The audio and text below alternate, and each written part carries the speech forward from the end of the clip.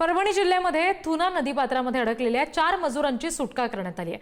पुराच्या पाण्यामध्ये समृद्धी महामार्गाचे 4 मजूर अडकले होते। मशीनवर बसून त्यांना रात्र काढावी लागली। पूर्णा नगरपालिकेच्या अग्निशमन दलाच्या जवानांनी या चौघांची सुटका केली। सुटकेचा हा थरार सध्या आपण पुढारी न्यूजवर बघतोय। परभणीतील पूर्णा तालुक्यात कौडगाव शिवारात ही घटना घडली।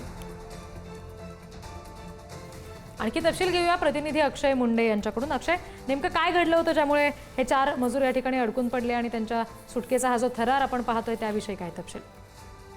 नक्कीच रिद्धी, काल पूर्णा तालुक्यात मुसळधार पावसाने हजेरी लावली होती। जालना नांदेड या समृद्धी महामार्गाचे काम केले जात होते। या ठिकाणी असलेले मजूर कामावर होते, तर रात्री पूर वाढल्याने ते त्याच ठिकाणी कामावर अडकून पडले।